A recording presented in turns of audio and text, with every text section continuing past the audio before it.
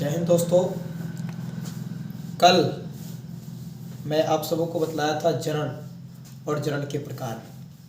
तो आज मैं जरण के प्रकार में ही अलैंगिक जरण के प्रकार को बताने वाला हूँ, जो कि आपके नॉलेज के लिए काफ़ी महत्वपूर्ण है। और ख़ास तौर पे जो भी बिहार बोर्ड के विद्यार्थी हैं उन लोगों से 10th और 12th से हमारी आग्रह रहेगी कि इस वीडियो को बहुत ध्यानपूर्वक देखेंगे, ताकि अलैंगिक चरण में फिर दोबारा कहीं आपको कहीं भी किसी भी टॉपिक में दिक्कत ना हो। तो आइए आपको हम बताते हैं अलैंगिक चरण के प्रकार।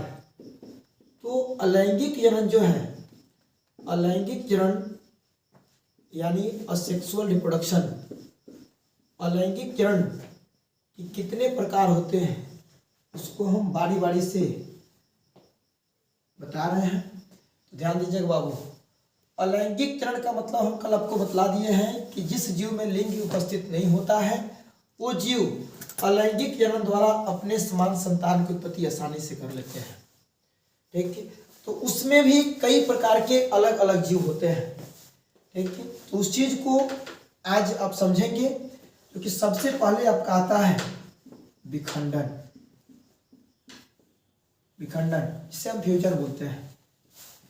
विखंडन जो है, विखंडन आपके शब्द से ही लग रहा है यहाँ कि विखंडन का मतलब वो जीव अपने शरीर को ही स्वतः खंडित कर अपने समान संतान की उत्पत्ति कर ले रहा होगा। तो ये जो विखंडन है, यह विखंडन भी आगे दो वर्गों में बट जाता है, जिसे हम द्विविखंडन कहते हैं। द्विविखंडन और दूसरा बहुविखंडन। पहला द्विविखंडन और दूसरा बहुविखंडन। अब आता है अलैंगिक जरण का दूसरा भाग है मुकुलन।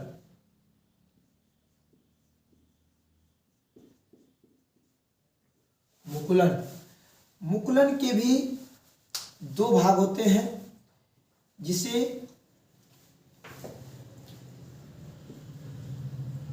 अंतरजात मुकुलन,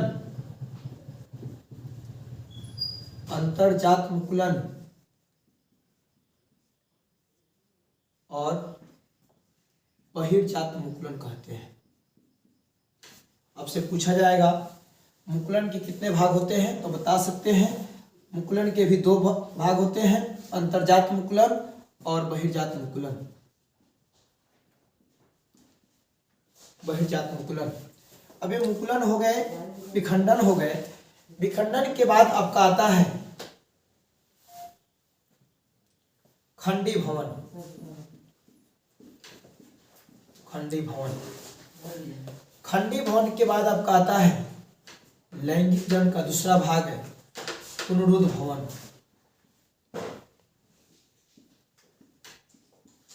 पुनरुद्ध भवन।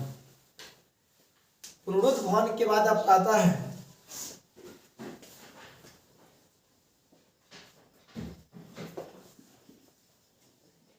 बीजाणु जनन।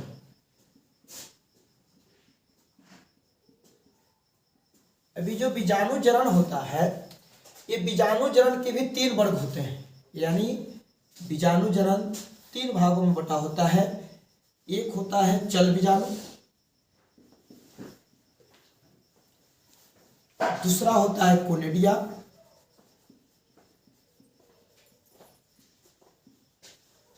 कोनिडिया, तीसरा होता है स्पोरेंजियोस्पोर, स्पोरेंजियोस्पोर। ये जो आपके 5 भाग हो गए, विखंडन, मुकुलन, खंडी भवन, पुनरुद्ध भवन और बीजाणु जनन।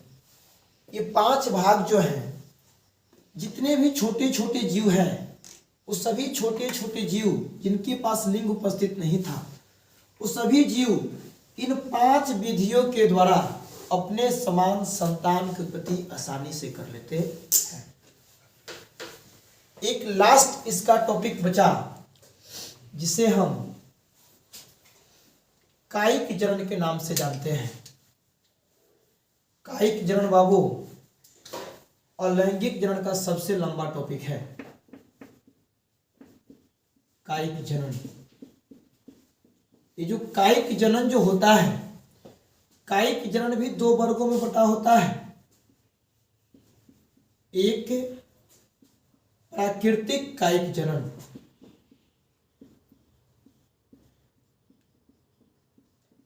और दूसरा कृत्रिम कायिक जनन।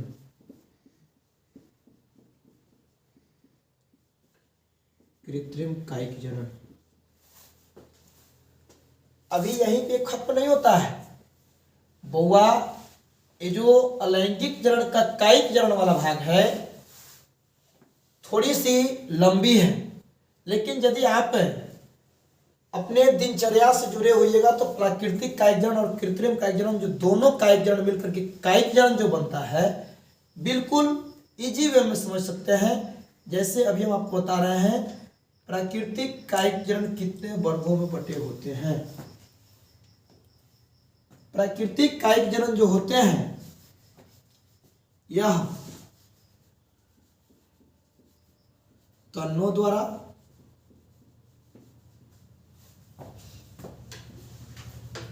पत्तियों द्वारा,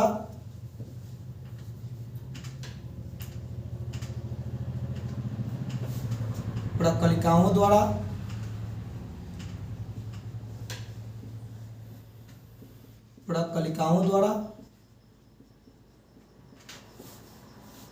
उसके बाद जड़ों द्वारा।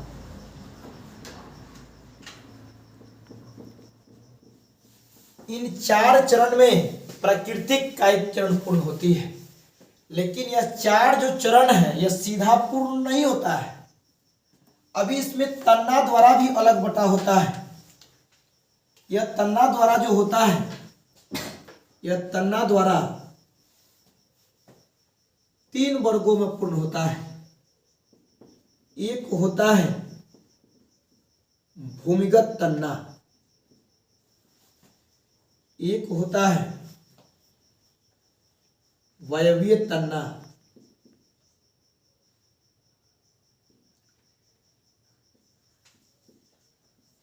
वायवीय तन्ना, एक होता है अवायवीय तन्ना, अवायवीय तन्ना। बाबू ये यहीं पे ये भी नष्ट नहीं होता है, यानी ये चरण अभी बटना यहाँ पे खत्म नहीं होता है, ये अभी और आगे बढ़ता है। जैसे आपके जो भूमिगत तन्ना है, यह भूमिगत तन्ना अलग अलग चरणों में पूर्ण होते हैं। यह भूमिगत तन्ना जो होता है, यह भूमिगत तन्ना सबसे पहले प्रकंद द्वारा, उसके बाद कंद द्वारा, उसके बाद घनकंद द्वारा, उसके बाद सलकंद द्वारा। ये जब 4 चरण में पूर्ण होते हैं तब भूमिगत तन्ना पूर्ण होता है। ठीक है, वायवीय तन्ना नहीं बटा होता है, अवायवीय तन्ना बटा होता है। अवायवीय तन्ना भी 4 वर्गों में बटा होता है। भूस्तरी,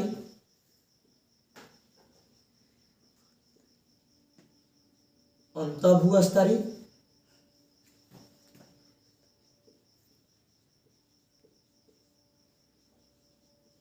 ऊपरी भूस्तरी,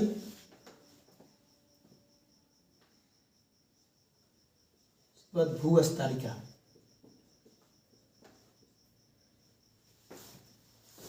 यह इतने वर्गों में बढ़ते हैं, तब यह तन्नों द्वारा प्राकृतिक कायिक जनन का जो तन्ना द्वारा जो विधि है, इतने सभी चरणों का अध्ययन करने के बाद यह पूर्ण होता है।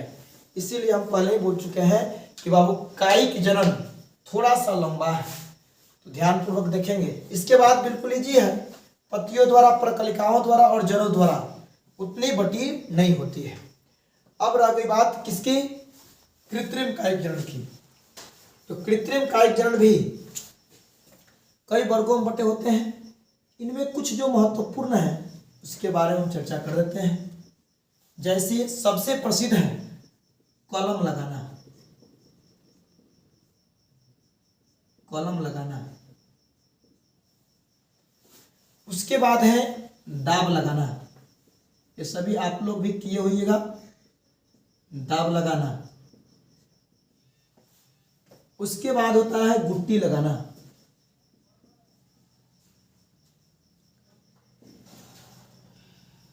गुट्टी लगाना। उसके बाद होता है सूक्ष्म प्रवर्धन, सूक्ष्म प्रवर्धन। ध्यान दीजिएगा बाबू इधर, इसमें कृत्रिम कायजन में और भी बहुत सारी विधियां होती हैं, जैसी जैसी सहूलियत होती है वैसे वैसे पूर्ण कराया जाता है। लेकिन ये जो कुछ विधि जो है कृत्रिम कायजन में महत्वपूर्ण है। तो एक बार फिर से देख लेते हैं। अलैंगिक चरण की इतने सारे फैमिली हैं, इतने सारे फैमिलियों को देखकर इनमें से आपके एग्जाम में ये फैमिली का नाम नहीं पूछता है। इस फैमिली के नाम के अंतर्गत जो सदस्य आते हैं यानी उदाहरण इन सभी से पूछता है कि किनका उदाहरण क्या होता है। तो पहले एक बार नाम देख लेते हैं, उसके बाद एक एक करके उदाहरण देखेंगे। तो हमने बताया बाबू कि अलैंगिक चरण के मुख्यतः 6 विधियां होती हैं। कौन कौन? विखंडन, मुकुलन, खंडीभवन, पुनरुद्भवन, बीजाणुजनन और कायिकचरण। अब देख लीजिए 6 विधियां होगी। उसके बाद हम बताया विखंडन की 2 विधि, द्विविखंडन और बहुविखंडन। मुकुलन की भी 2 विधि, अंतर्जात मुकुलन और बहिर्जात मुकुलन। खंडीभवन और पुनरुद्भवन ये अकेले होते हैं। लेकिन बीजाणुजनन के भी 3 भाग हैं। कौन कौन? चल बीजाणु, कोनेडिया, स्पोरेंजियोस्पोर। उसके बाद आती है आपकी कौन? कायिक चरण। कायिक चरण में 2 विधियां, प्राकृतिक कायिक चरण और कृत्रिम कायिक चरण। प्राकृतिक कायिक चरण 4 चरण में पूर्ण होता है, तनों द्वारा, पत्तियों द्वारा, परकलिकाओं द्वारा और जड़ों द्वारा। अब तना द्वारा भी 3 वर्गों में पूर्ण होता है, भूमिगत तना, वायवीय तना और अवायवीय तना। भूमिगत तना भी 4 वर्ग है, प्रकंद, कंद, घनकंद और सलकंद। अवायवीय तना भी 4 चरण में, भूस्तरी, अंतः भूस्तरी, ऊपरी भूस्तरी और भूस्तरिका। उसके बाद क्या बचा? कृत्रिम कायिक चरण। कृत्रिम कायिक चरण की जो मुख्य विधियां हैं, कुछ मुख्य विधियां हैं, कलम लगाना, दाब लगाना, गुट्टी लगाना और सूक्ष्म प्रवर्धन। इसमें सबसे महत्वपूर्ण है आपकी सूक्ष्म प्रवर्धन। विशेष तौर पे 12th के एग्जाम में सूक्ष्म प्रवर्धन, उसी को उत्तक प्रवर्धन भी बोलते हैं। तो यह विधि काफी ज्यादा इंपॉर्टेंट है। देखिए, तो आज हमने आपको बताया कि अलैंगिक चरण के कितने फैमिली होते हैं। देख लीजिए, नाम बहुत छोटा है लेकिन इसका काम कितना लंबा है। देखिए, अतः इस पृथ्वी पर जितने भी जीव बिना लिंग के पड़े हैं, उन जीवों को भी संतान उत्पन्न करने की कैसी कैसी क्रिया होती है, यह समस्त क्रियाओं द्वारा अलग अलग जीव अपने समान संतान उत्पन्न कर लेते हैं। ठीक है, तो आज की वीडियो में बस इतना ही। कल हम फिर इसके जितने भी फैमिली का नाम लिखे हैं, कल हम इन सभी के सदस्य यानी उदाहरण के बारे में चर्चा करेंगे।